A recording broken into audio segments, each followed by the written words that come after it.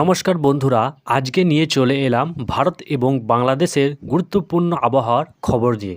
আমফানের থেকে শক্তিশালী ঘূর্ণিঝড় ধেয়ে আসছে ভারত এবং বাংলাদেশের দিকে।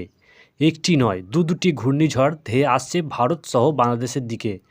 ঝড় বৃষ্টিতে আবার লণ্ডভণ্ড হতে চলেছে একাধিক রাজ্যে। মার্চের শুরুতেই ভরা বসন্তী তাণ্ডব দেখাবে এই ঘূর্ণিঝড়।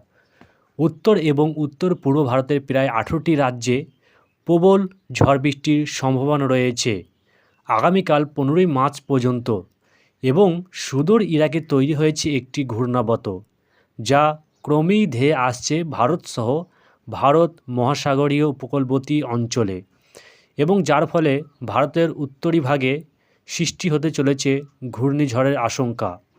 ভারতীয় আবহাওয়ার আইএমডি বিভাগের পক্ষ থেকে জানানো হয়েছে, জম্মু কাশ্মীর, বিহার এবং পশ্চিমবঙ্গ সহ 18টি রাজ্যের জন্য বৃষ্টির সতর্ক জারি করেছে।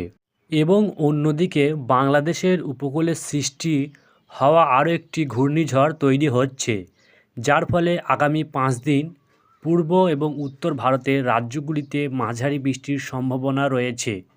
এবং 12 ও 15 মার্চ কাশ্মীর, হিমাচল প্রদেশ, উত্তরাখণ্ড, দিল্লি এবং উত্তরপ্রদেশের হরিয়ানা রাজ্যে বজ্র বিদ্যুৎ সহ বৃষ্টির সম্ভাবনা রয়েছে।